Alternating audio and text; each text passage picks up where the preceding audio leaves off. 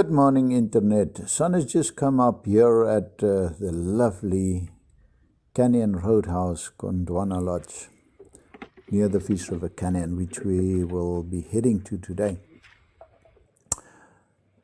As you can see, we're just having a lovely camp breakfast. Kaboes just catching the first rays of the sun here. And our breakfast is the normal mug and rusks. It's so lovely here. We've been parked quite far from the rest of the people, so in absolute silence this morning. We wake up singing of the feathered friends that came, and I wonder if they have WhatsApp from their friends ahead, or it's just the abundance of the cheese falling on the ground that makes them come visit so early. But they're here, and it's so lovely just to observe them. Early morning, sun is rising now, and we have an early morning jackal visiting us. So if we give an overview of the trip so far, you can see all the black strips where we've been, where we're going to, and now we've come all the way to the southern part here of Namibia on our way south. And we're here at the Canyon Road Lodge, which is right next door to the Fish River Canyon.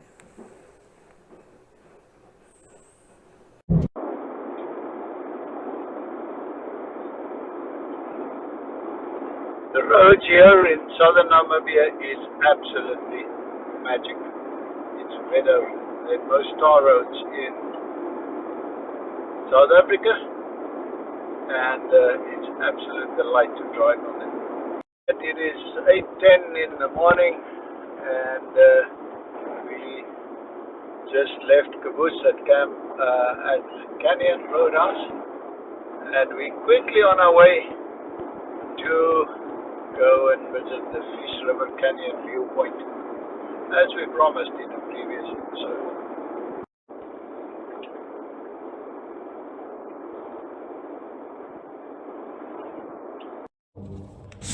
The tree welcomes us to Kaboes, and this is the NVR campsite, which is the entrance to the park, and we have to pay a small entry fee. There's a lot of camping places here, a restaurant here nowadays, and then it's about 10 kilometers from here to the viewpoint.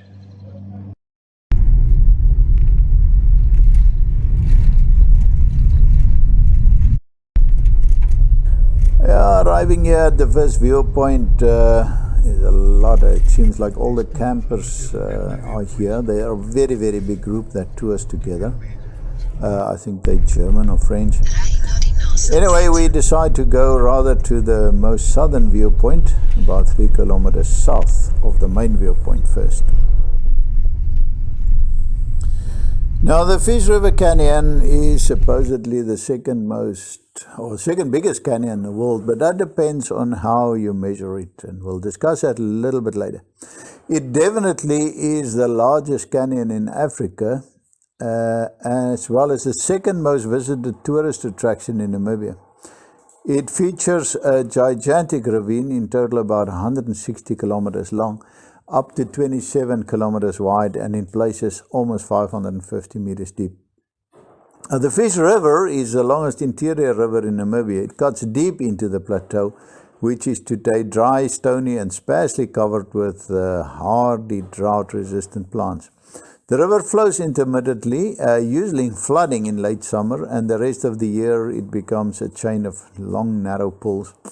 At the lower end of the Fish River Canyon, the hot spring resort of Isis, where we visited in episode 1 of this series. Public viewpoints are near Kaboes, where we are, and this part of the canyon is in the Richtersveld Transfrontier Park. The other 90 kilometers of this canyon are privately owned.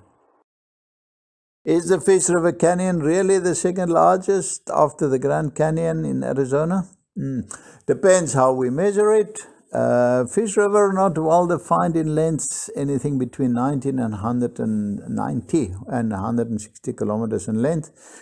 About 27 kilometers wide at its maximum and 549 maximum depth. It's certainly an impressive spot. And most sources do continue to quote it as the second largest canyon in the world.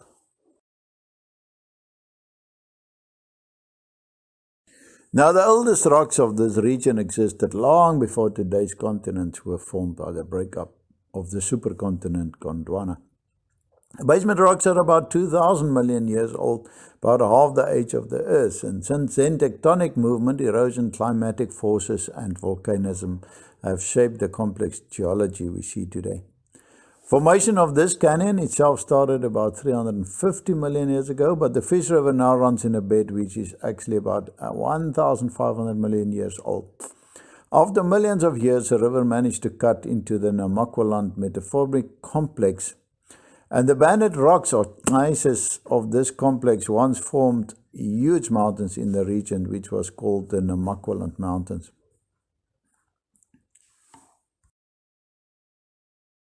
Now, the story goes like this. There's a big volcanic rock formed about 800 million years ago due to volcanic eruption. And this rock was about 100 kilometers long and about 1.5 kilometers wide.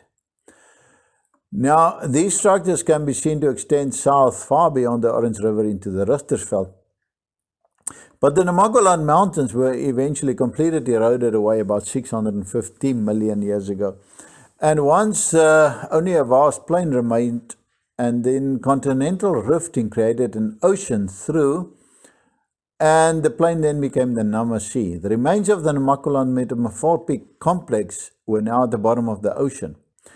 It took about another 100 million years for sediment to fill up this Nama Sea, and heat and pressure then turned this sediment into hard metamorphic rock. The quartzite of the Nama group. And these were very hard and formed these nicest banded layers of rock. The Fish River Canyon was then born of a tectonic event, not erosion. A huge block of the Earth's crust subsided along the deep-reaching fault, forming a so-called graben or trench. And one of these faults is clearly visible from the hiker's point viewpoint. The graben was then the easiest course for the ancient Fish River, then situated about 300 meters higher than today, to take.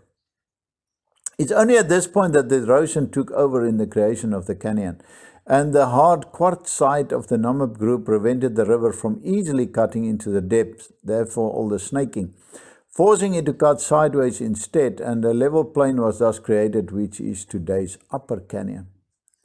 Another phenomenon which was hard to imagine in today's dry and hot climate then played an important role in the canyon's formation. The flow of glaciers along the Upper Canyon around 300 million years ago, with a glacier grinding the canyon further down. Now, Gondwana only started breaking up 210 million years ago, and Africa and South America then were separated 60 million years later. The continental edge rose during this rifting, causing the gradient of the Fish River to increase, and the water now flowed faster, increasing to erosive power and finally enabling the Fish River to cut into the ancient gneiss of the Namakwaland complex, creating the Lower Canyon. This is a big mouthful, but yeah, somebody's got to explain where it came from.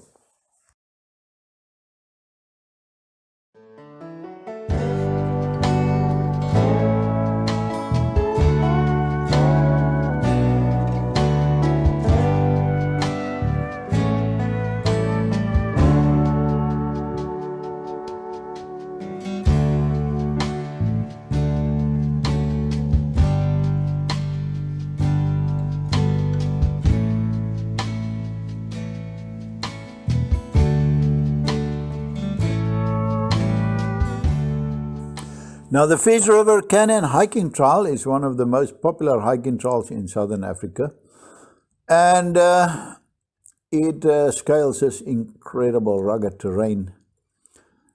Because it's so hot in summer with temperature reaching about 48 degrees, you can only hike between 1 May and 15 September. But apart from the 2-kilometer descent west of Kaboes and some optional shortcuts, the trail generally follows 88 kilometers of the Fish River through to ice and is usually completed in 5 days. There's a number of footpaths through the canyon. The trail is, however, not fixed, and the hikers can decide where and how long to hike. Not for me, thank you.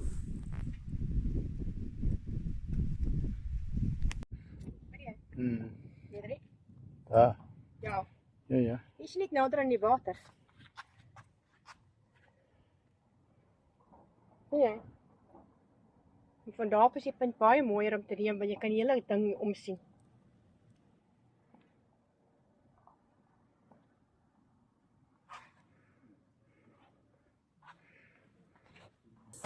We eventually make it to the main viewpoint after most of the tourists have left, and you can, Marina mentioned here, we're a lot closer to the water here, and a different perspective on the canyon, but yeah, it just stays impressive.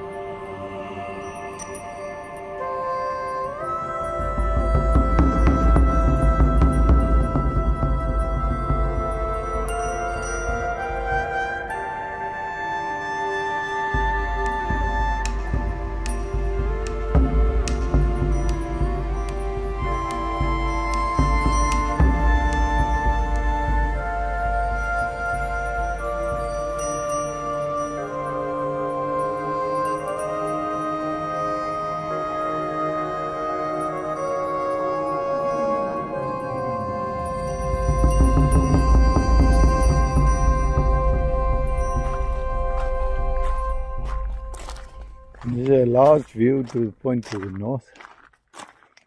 We have to walk a little way. It just produces incredible nice colors. Look over there. Fortunately, I think it's more beautiful than it's going to be on video, but just look at the colors. It's beautiful.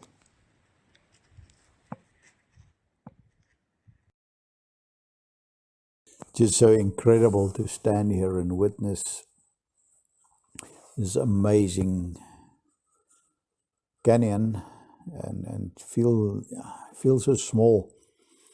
If you think of this erosion has taken place over so many years. And our lifespan in relationship to this is so small. But there's always life, even if it's arid and dry. And you see the little bush down there, and there's always life. And there's a quiver tree up there. Don't know how old that little tree is, but yeah, in the relationship to this canyon, who can think that even there's been a gletsjer going through here so many million years ago. This is also the start of the hiking trail, which we already discussed, and unless you are on the hiking path and registered, you're not allowed to go down here into the canyon. But yeah, I have absolutely no plan to go down here and come up again. Also a chain with a lot of locks, a lot of lovers or whatever used to lock their love in place here, even 2 mugs situating here at the end of the chain.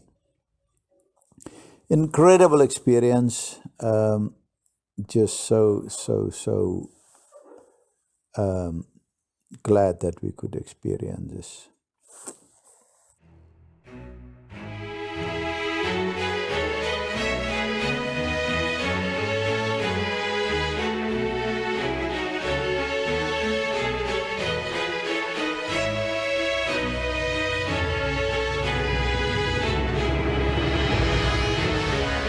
We're almost an island that formed in the middle of the river.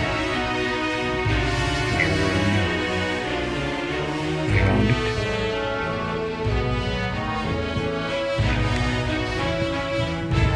And over there, a very interesting phenomena. A lot of trees in the line where the vertical cliffs stop. And there's a little bit of a slope down there, as you can see. A lot of trees have started to grow there. Time for us to hit the road. On the way back to Canyon Roadhouse, we find some springbok and some oryx.